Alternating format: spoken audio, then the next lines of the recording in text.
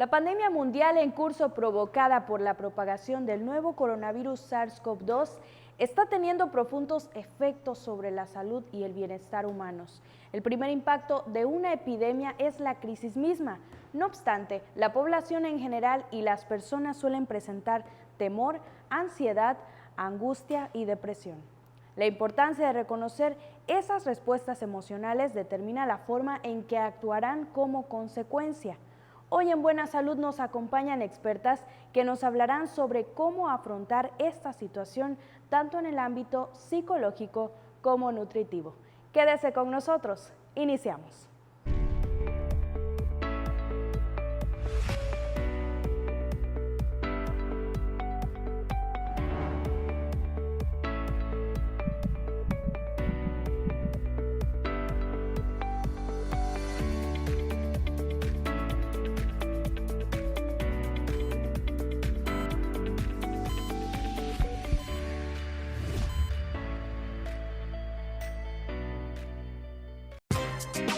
Secuelas del COVID-19 en la salud mental y en la nutrición familiar. En las crisis epidemiológicas se incrementa el riesgo de problemas de salud mental a causa de las medidas de aislamiento, restricción de movilidad y disminución del contacto físico directo. Las personas que pasan tiempo en aislamiento pueden mostrar síntomas de depresión grave y síntomas relacionados con el estrés postraumático hasta 3 años después. La separación de los seres queridos, la pérdida de la libertad, la incertidumbre sobre el estado de la enfermedad y el aburrimiento pueden causar efectos psicológicos adversos. Conductas de evitación, de confusión, de frustración y de enojo, incluidos los síntomas de estrés postraumático que podrían escalar hasta el suicidio. De hecho, algunos investigadores han sugerido que, a mayor duración de la cuarentena, se intensifican los temores, mismos que pueden provocar efectos negativos duraderos. Por todo esto, es importante apelar a la participación social activa y recordar a la población que es un esfuerzo individual solidario, beneficia a la colectividad. Sin embargo, en los eventos críticos como las emergencias humanitarias, no todas las condiciones mentales que se presentan podrían calificarse como trastornos mentales o reacciones desmedidas que requieran de una atención profesional. Más bien, muchas serán reacciones normales ante la situación anormal y podrán ajustarse sin necesidad de intervención por parte de los profesionales de la salud mental. Otra de las secuelas del COVID-19 es el consumo de dietas altas en grasas saturadas, azúcares y carbohidratos refinados. En todo el mundo contribuye a la prevalencia de la obesidad y la diabetes tipo 2, lo que se asocia a un aumento del riesgo de la patología grave y de la mortalidad relacionada con la COVID-19. Qué bueno que nos acompaña en otra emisión más de su programa Buena Salud, claves para enriquecer su vida. En este día vamos a estar hablando sobre secuelas del COVID-19 en la salud mental y en la nutrición familiar. Damos la bienvenida primeramente a la psicóloga Ana Beatriz de la Cruz Antillón. Ella es especialista en gerontología social. Así también le damos la bienvenida a este espacio a la nutrióloga Deli Aranda Sazo. Ella es orgullosamente egresada de la UJAT hace 10 años. Y desde hace 7 años labora en los servicios médicos de esta casa de estudios. Bienvenidas, ¿cómo están? Gracias, buenas noches, muy bien. Bueno, pues primeramente vamos a abordar este tema. En el programa anterior veíamos sobre el COVID, los daños que provoca esta enfermedad en diversos órganos de nuestro cuerpo, ¿no? Pero también estas secuelas que quedan después de que una persona tiene esta enfermedad, pues se ven reflejadas de distintas maneras, ¿no? ¿Habrá o existe alguna secuela a nivel psicológico? Sí, de hecho van mucho de la mano y esto lo platicábamos con el aspecto físico, ¿no? Entonces el aspecto físico y el aspecto psicosocial se ve claramente afectado. Hablando específicamente un poquito del aspecto psicológico, el hecho de que haya un cambio de rutina, que a lo mejor estábamos habituados a cierto tipo de estilo de vida, ya teníamos nuestros horarios establecidos, etcétera, pues esto puede llevar a un mal manejo de la ansiedad. Y el hecho de que tengamos un mal manejo de la ansiedad pues puede provocar incluso episodios de estrés agudo, sentimientos de ira, sentimientos de irritabilidad, etcétera, ¿no? Entonces, estas pueden ser algún tipo de secuelas en cuanto al nivel psicológico. Incluso hablando ya del nivel físico como tal, pues la pérdida de hábitos y rutinas, que a lo mejor teníamos un estilo de vida un poco más saludable o un poco más movido también, pues esto va de la mano y se ve afectado con el sedentarismo, y es aquí donde entra un poco también de la mano de la psicología el área de nutrición. Y bien, como comentabas, Ana Beatriz, el sedentarismo, ¿qué puede provocar el sedentarismo en la cuestión nutrimental? Bueno, el sedentarismo, como bien sabemos, puede provocar así, un aumento de peso. Como ya comentó aquí la licenciada Ana, tienen cambios en nuestra rutina. De ser activos, a lo mejor pasamos a trabajar desde casa, sentados frente a un computador determinadas horas del día. Ya no tenemos la posibilidad a lo mejor de salir a hacer una rutina al aire libre como antes, o ir a algún centro donde se realizaba alguna activación física. Entonces todo esto va repercutiendo, ¿sí? También, como bien dijo la licenciada, empieza una ansiedad en la que nos entra una angustia y lo que buscamos es sentirnos bien. Y si aunado al sedentarismo, la ansiedad, entramos por comer y comer alimentos que nos van a hacer sentir placer, que son alimentos ultraprocesados, cargados de azúcares refinados, pues va a ser más rápido esta repercusión a nivel físico. Por decir, también los niños perdieron esa actividad que hacían en la escuela al jugar con sus compañeritos. Ahora, ¿qué hacen? Pues están en casa, viendo tele, se acuestan tarde, se levantan tarde, ya no comen a sus horas, también se pierde esa rutina de los buenos hábitos, a lo mejor de establecer ciertos patrones del horario. Ya tenemos los papás a lo mejor que están haciendo home office, o por decir los que somos o los que tienen padres profesores, que el trabajo se incrementó al doble. Si de por sí de manera presencial ya era una carga de trabajo, en casa es el doble. Uno pensará, no, es más fácil estar en casa, pero no, o sea, es el doble. Y los que trabajamos y somos papás y que tenemos que ver al hijo, y aparte las actividades de casa, entonces sí se va perdiendo esa dinámica a lo mejor de administrar mejor el tiempo, porque ya viene a absorber ese confinamiento, estos patrones adecuados, tanto de rutinas, hábitos de sueño, hábitos de alimentación, y es donde vienen los cambios físicos, y principalmente pues uno es el aumento de peso. Pero también hay quienes, al caso contrario, se beneficiaron un poco. ¿En qué sentido? En que si tenían malos patrones, mejoraron patrones. Por decir, yo lo veo mucho en la consulta, trabajo mucho con profesores. Generalmente ellos pasan muchos tiempos en las divisiones dando clases y a veces no tienen tiempo para salir a comer. Entonces ellos en ese momento buscaban opciones cerca del lugar de trabajo y a veces no eran opciones adecuadas.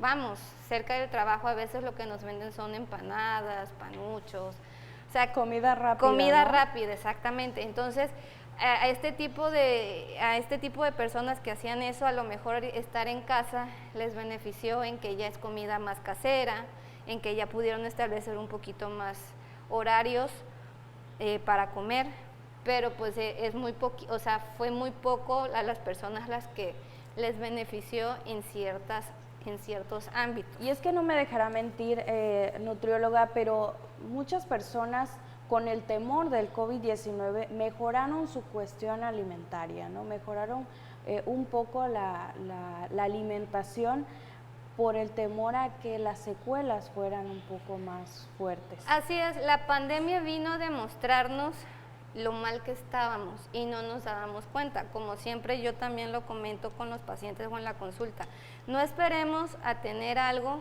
para poder actuar. La nutrición debe ser preventiva, no ya curativa, porque ya de qué me sirve curar algo que no voy a poder quitarlo. Cuando ya tenemos algo, vamos a prevenir, complicaciones. En este caso, la pandemia lo que nos está dejando, o la enseñanza que nos está dejando, es prevenir.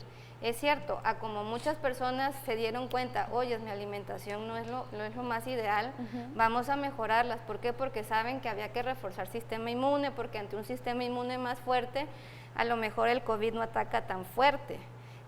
a como a una persona le puede dar leve, a otra persona le puede dar más fuerte, incluso llevar a la muerte. Todo depende de también cómo estamos nosotros nutridos, ¿sí? Ya sabemos que el virus lo que hace adentro es provocar inflamación, ¿sí? A nivel sistémico.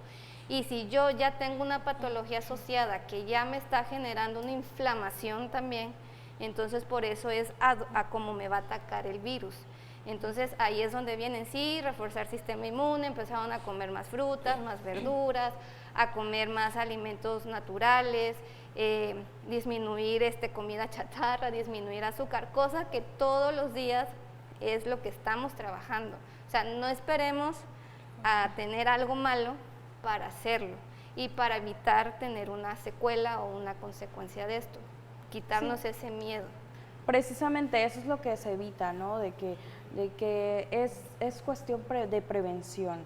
Y si se tiene una buena alimentación, como usted decía, obviamente vamos a contrarrestar ciertas secuelas que se pudieran presentar a largo plazo o también a corto plazo. Pero bueno, vamos a seguir platicando, igual con usted, psicóloga, sobre estas secuelas en la salud mental y en la nutrición familiar. Vamos a un corte promocional y enseguida volvemos.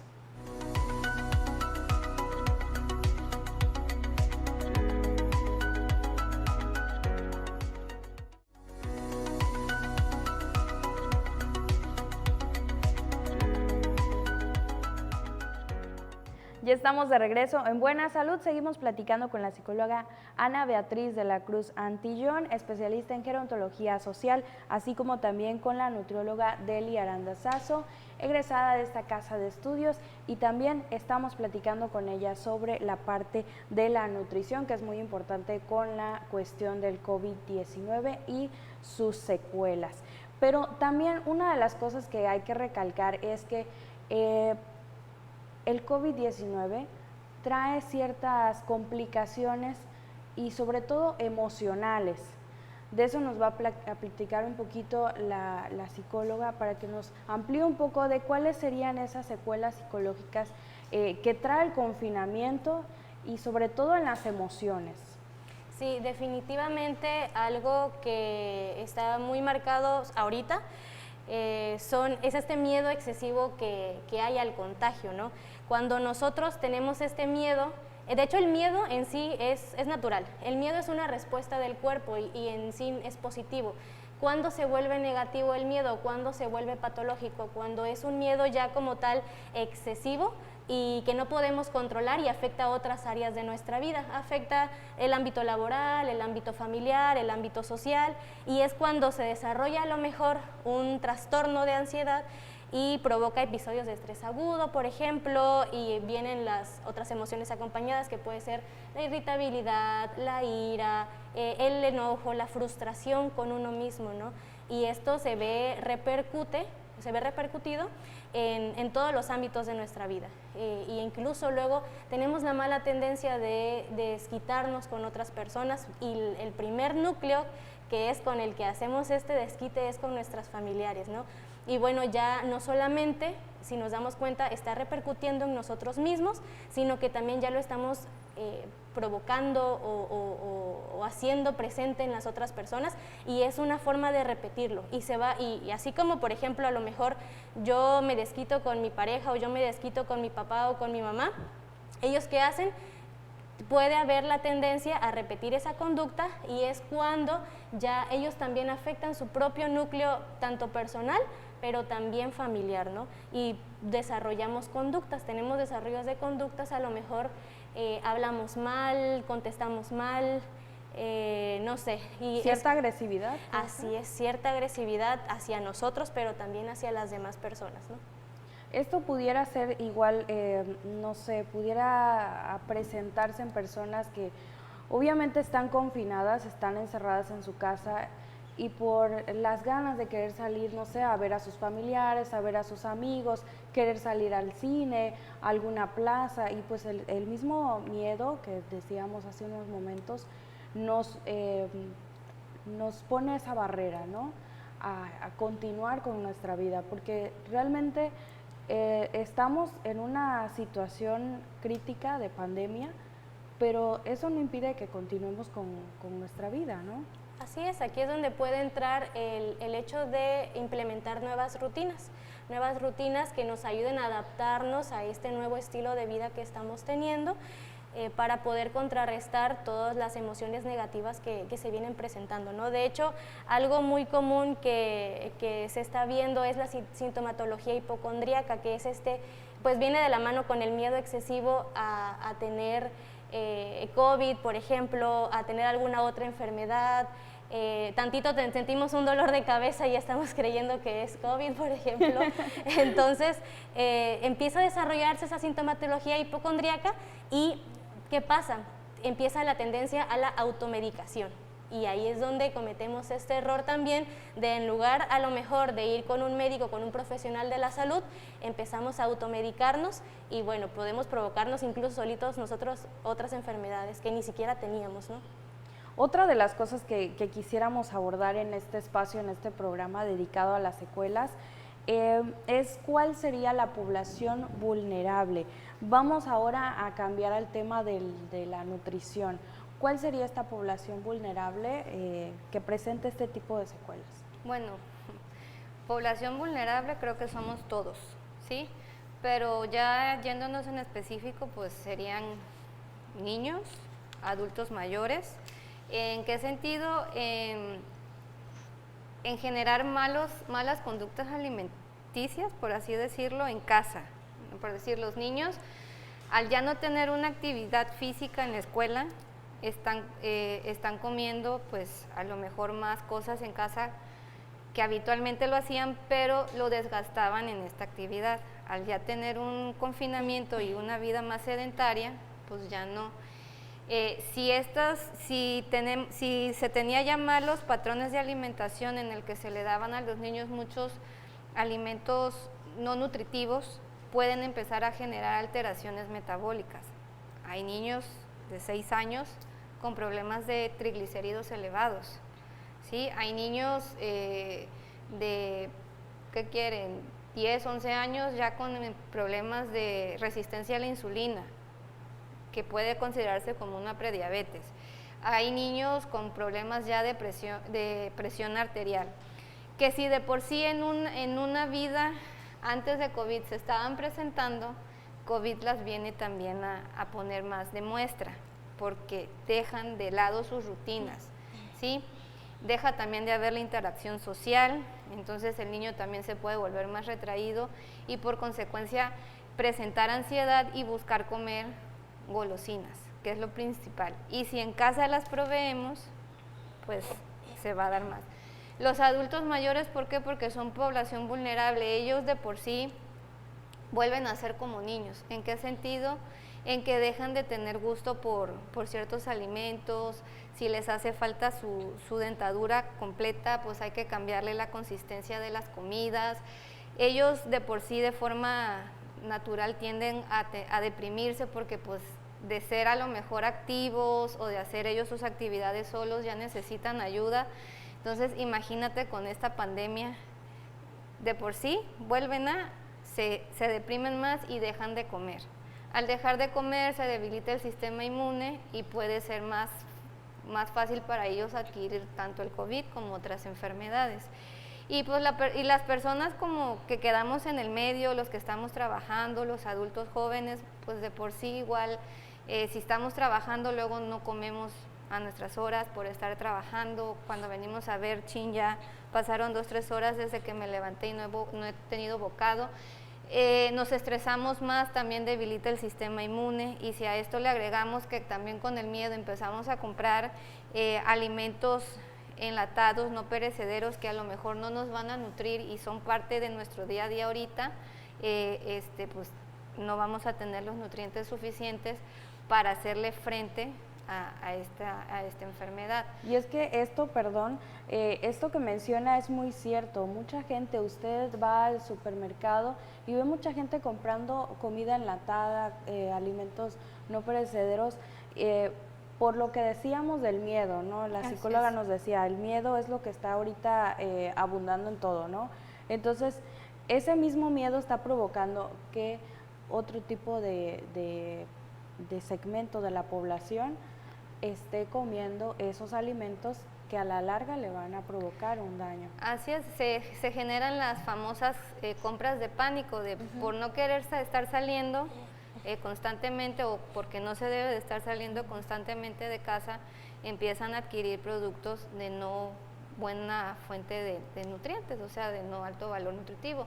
Entonces ahí es también donde existe pues las alternativas que se nos han dado, o sea, como dice la psicóloga, no tener, o sea, que ese miedo no nos imposibilite a adaptarnos a esta nueva normalidad. ¿Qué pasa? Pues ahora ya se puede comprar por medio de una aplicación, a lo mejor cerca de casa está la señora que vende las frutas y verduras frescas, o hasta ellos se adaptaron a la nueva normalidad y ellos mismos a la casa llega y te dan el papelito de lo que guste por mensajito y se lo llevamos a la puerta de su casa. O sea, para todo hay, o sea, no es decir, es que no puedo salir, esto es lo que voy a esto es lo que puedo comer y ahí me quedo. No, es buscar adaptarte, no dejar que el miedo te imposibilite y eso te lleve a no seguir cuidando o a no ver por esta parte importante de la vida que es la alimentación.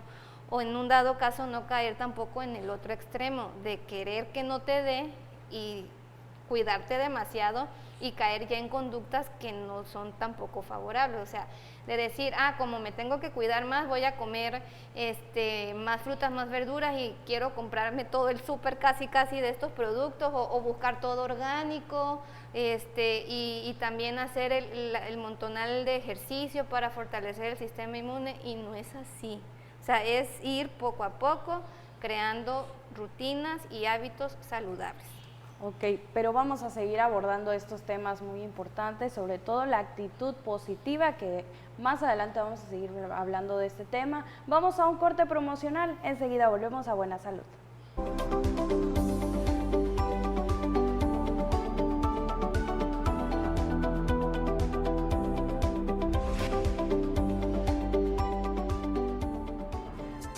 Noticias del mundo de la medicina. Las caretas no sustituyen al cubrebocas. A pesar de que las caretas plásticas son más cómodas que los cubrebocas quirúrgicos o de tela, te protegen a ti y a otros con menor eficacia. Investigadores de la Florida Atlantic University las pusieron a prueba emulando las gotículas que se cree que propagan la COVID-19 después de la tos o el estornudo simulados. La careta bloqueó el movimiento frontal de las gotículas en un principio. No obstante, las diminutas partículas escaparon por la parte inferior y por los costados y lograron esparcirse por la habitación. Si bien las caretas pueden brindar cierta protección a los ojos, en general deben utilizarse junto con el cubrebocas.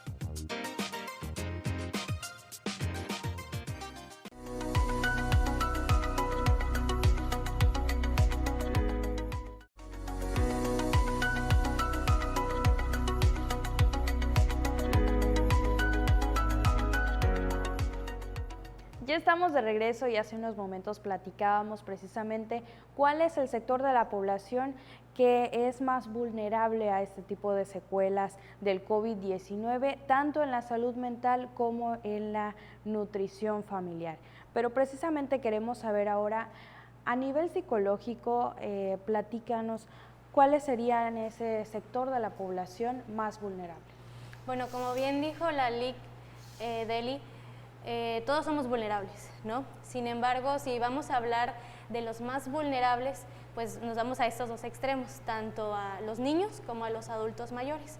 En el caso de los niños, pues como ellos están en una etapa de aprendizaje y en una etapa de experimentación, por así decirlo, y de conocimiento del mundo, de hecho se habla de que de los 0 a los 6 años es cuando se empieza a formar la personalidad de un niño. Entonces ahorita los famosos niños nacidos en pandemia, ¿no? Todo el estímulo que ellos reciban durante este tiempo va a dictar mucho de qué clase de adultos van a ser el día de mañana. Entonces es muy importante ver qué cosas nosotros estamos enseñándoles o qué están viendo, qué conductas están viendo de nosotros, porque si ellos empiezan a ver de esto de lo que hablábamos, ¿no? Malos hábitos alimenticios, a lo mejor conductas inapropiadas, dormirnos a deshoras de la noche, exceso de trabajo y a veces nos despegamos un poquito y nos descuidamos de la atención que tienen que recibir ellos, como no están recibiendo un estímulo externo, esto va afectando también a su personalidad y puede dictaminar qué clase de estilo de vida y qué clase de personalidad van a tener en un futuro. A lo mejor los niños ahorita que están teniendo poco estímulo externo, el día de mañana, no sé, puede ser que sean personas retraídas, puede ser un poco antisociales, así ¿no? es, personas asociales. Entonces, esto claro que puede repercutir negativamente, por eso hay que poner mucho énfasis en la cuestión de los niños, ¿no? Y al menos en la cuestión de los adultos mayores, que es el otro extremo de la vida, súper importante, porque creo que es una población que es muy poco captada y a la que a veces casi no se le da el énfasis que debería de darse. Los adultos mayores son las personas con más sabiduría y con más conocimiento que existen. Y a veces esa sabiduría y ese conocimiento que tienen se desaprovecha, no lo aprovechamos.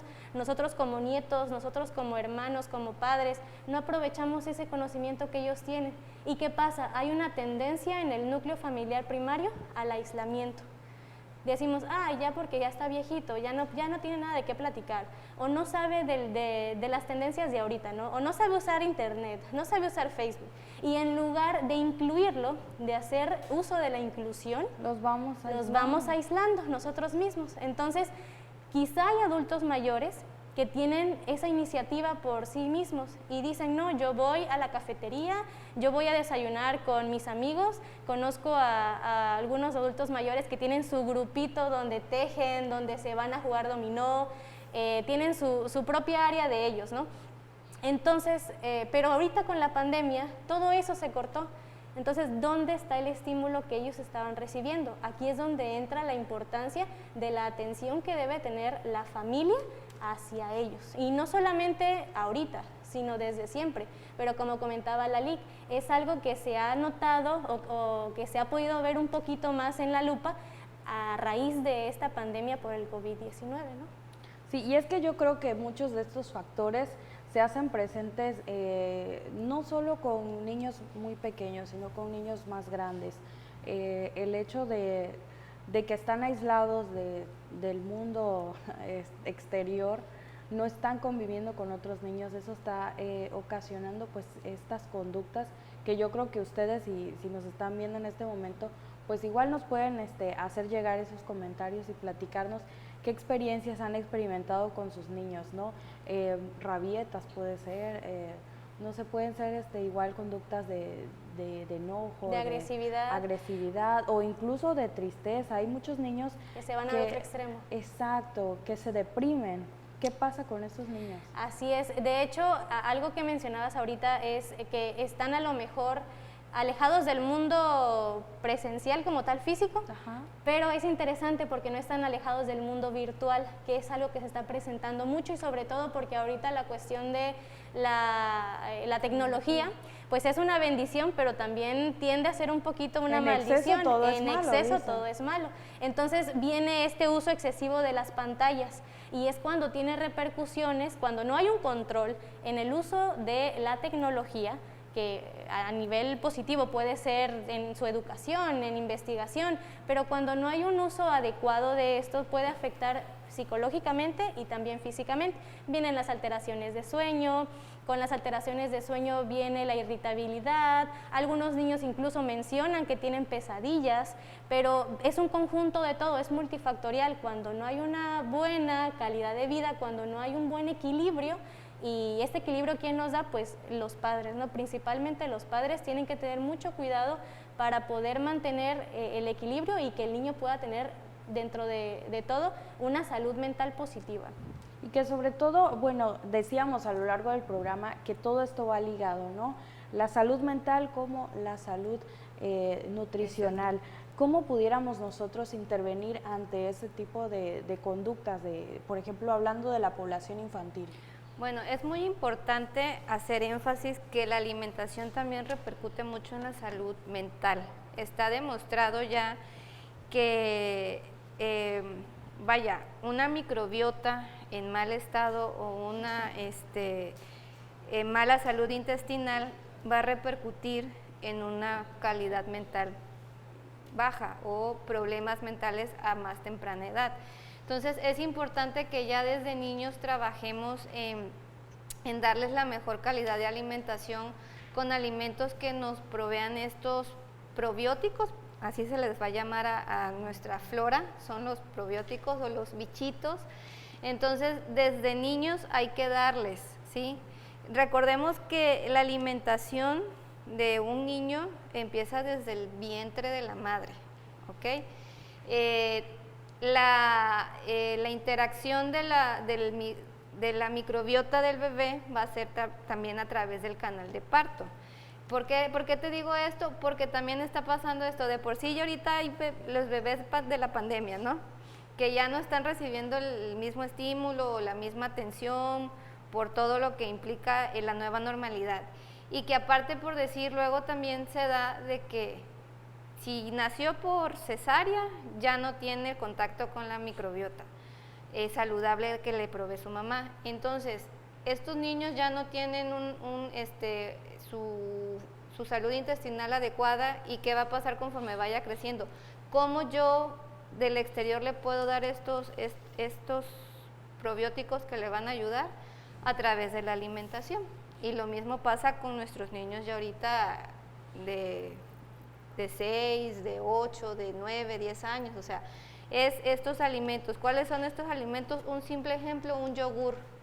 Un yogur ya me provee estos lactobacilos que necesitamos para ir fortaleciendo esta microbiota, pero hay que saber qué yogur escoger. Ahí es donde también tenemos que nosotros como padres poner la atención en qué es lo que le estamos dando a nuestros niños. Por decir, no es un yogur tipo petit suite cargado de azúcar, o no es un yogur de fruta cargado que lo que menos tiene es fruta y lo que más tiene es azúcar. Son cosas más artificiales, exactamente, ¿no? Hay que saber escoger la calidad de los alimentos. También hay que nutrir a esa flora. Si yo constantemente estoy metiendo alimentos ultraprocesados que no tienen fibra, que no tienen el alimento, el prebiótico que va a alimentar a mis probióticos, entonces también ahí ya no es bueno. Es el pre y el pro, ¿no? O sea, es un equilibrio, ¿sí? Y te digo esto porque los niños, uno diría, es que bueno, los niños no les pasa nada, pero sí, yo soy mamá y lo estoy viviendo. Y lo que dijo la licenciada Ana es muy cierto, pasan la mayor parte del día pegados en la tableta por sus clases virtuales. Y aún así quieren seguir pegados a la tableta para jugar, para ver videos, para ver ¿qué más hace? Es que me dice, es que quiero hacerle ropita a mis muñecas. Ese es el pretexto, pero no es eso.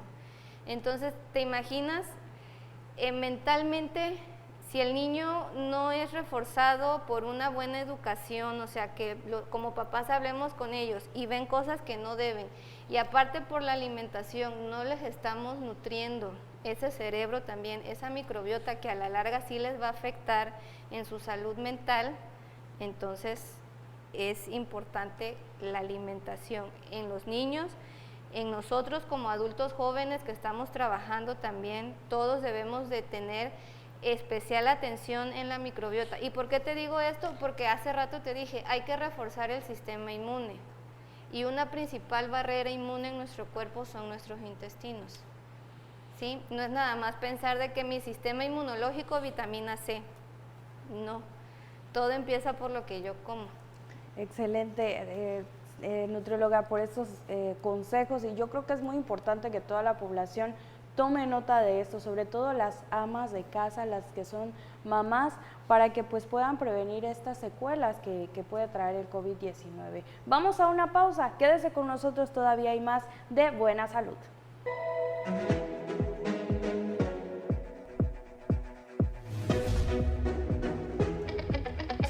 dichos y hechos. Es fundamental un estilo de vida saludable para reducir la susceptibilidad y las complicaciones a largo plazo de la COVID-19.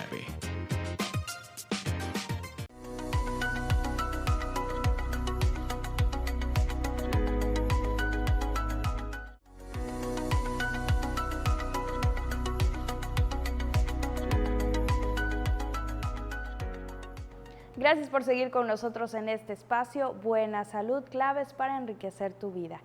¿Había escuchado usted que las emociones se resienten en el estómago?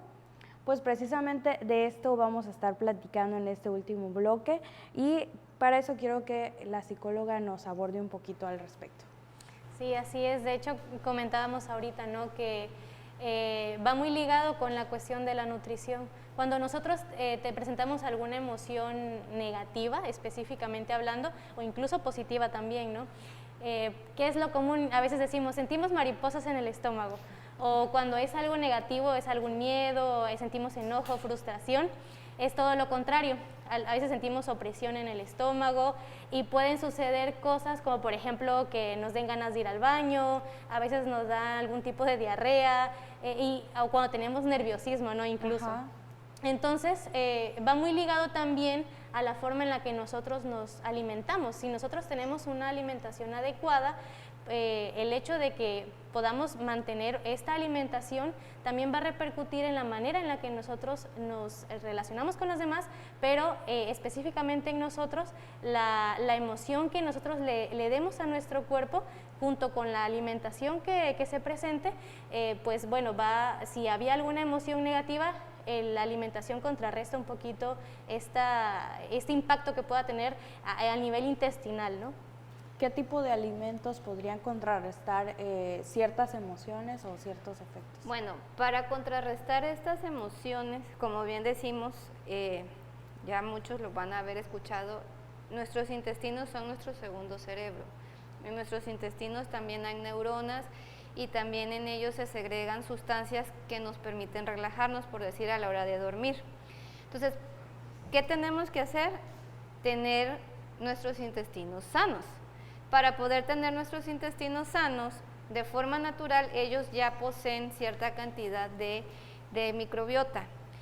Si nosotros, nuestros alimentos tienen azúcar en exceso, grasas hidrogenadas en exceso, carecen de fibra, tienen sustancias químicas como colorantes, como potenciadores de sabor, en lugar de nutrir esa microbiota, la va a enfermar. Entonces, para yo nutrir mi microbiota, tengo que consumir alimentos fermentados que me van a proveer más probióticos que van a hacer que esta microbiota se regenere. Pero también tengo que darle alimentos a mis probióticos y estos se obtienen a través de lo que son frutas, de lo que son verduras, de lo que son granos enteros o cereales enteros, como el maíz, como el trigo, como la avena, pero que sus productos derivados de esto realmente sean enteros, o sea, tengan un procesamiento, pero no un ultraprocesamiento. ¿Qué quiero decir? Yo, por decir, una bebida aquí típica del estado es el pozol. El pozol fresco me va a dar mucha fibra proveniente del maíz. Para yo hacer el pozol, ¿qué hice? Molí el maíz y molí el cacao. Para que este pozol fresco que me ayuda a hidratarme, a darme fibra, me genere un mayor beneficio en mi alimentación, lo puedo consumir agrio, que era como antaño se consumía generalmente. Entonces, ahí ya estoy teniendo mis probióticos y también le estoy dando fibra, pero también voy a obtener fibra de mis frutas y mis verduras que van a ser otro tipo de fibra diferente al de un cereal. Por decir, tenemos fibra soluble, fibra insoluble, entonces tiene que haber un equilibrio. ¿Por qué? Porque si yo nada más digo, bueno, de hoy en adelante voy a consumir puros fermentados para llenar mi intestino de bichitos buenos, pues sí, los voy a llenar. ¿Y de qué se van a alimentar?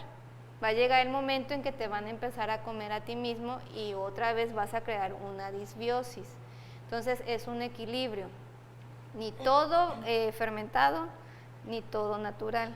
Un equilibrio entre ambos para que la balanza no se vaya ni para arriba ni para abajo, sino tengamos los dos beneficios que nos dan. Otro ejemplo de alimento fermentado que te decía es el yogur, el cual ¿puedo conseguir un yogur de buena calidad en el súper? Sí. ¿Puedo tener un yogur de buena calidad en mi casa? Sí, lo puedo hacer yo, o puedo conseguir lo que de antaño nuestras mamás o nuestras abuelitas, los vulgaritos. Ándale. Que están los búlgaros para la leche y los búlgaros para el agua, para hacer pues el kéfir de agua o a base de frutas. Otra bebida típica que puede ser muy buena fuente de probióticos naturales es el tepache, pero no el tepache que nos venden en la calle, porque ese tepache va a estar cargado en azúcar. Es mejor el tepache que yo haga en mi casa, que clásicamente, como decía bien la licenciada Ana, nuestros abuelos o los adultos mayores, que ellos tienen toda esa información. Muy sabios y exactamente. No hay que perder esa información, o sea, no hay que perder todo ese conocimiento cultural y gastronómico que ellos tienen, que nosotros podemos ocupar en nuestra alimentación actual, porque eso es lo que se ha perdido. Hemos dejado que tendencias de otros lugares, ejemplo, la fast food, la comida rápida, que no te da ningún nutriente, sea parte de nuestro día a día o de nuestra dieta habitual. ¿Y dónde quedan esas preparaciones típicas regionales del estado que preparaba mi abuelita o que preparaba mi mamá o que preparaba mi tío? ¿Sí? Que se van perdiendo. ¿Por qué? Porque como, creemos, es que ya mi abuelito no sabe. Vaya abuelito, ya ni platicas tú con él. ¿O qué pasa? Que también ya la tecnología nos ha abrumado con toda esta información y que todo lo que tenemos que comer sea orgánico, que si no dice que es orgánico no es bueno, que tiene que ser sal rosa del Himalaya y... O sea, tu alimento no tiene que tener algún estereotipo para que sea de buena calidad. Aquí tenemos buena calidad en el estado con alimentos regionales. ¿Y cómo los vamos a preparar o cómo los vamos a utilizar? Con la sabiduría que nos den nuestros adultos mayores. ¿Sí? Y esto es lo que tenemos que retomar. ¿Para qué? Para que si hoy en día a mí me llega a dar COVID, no tengo una secuela.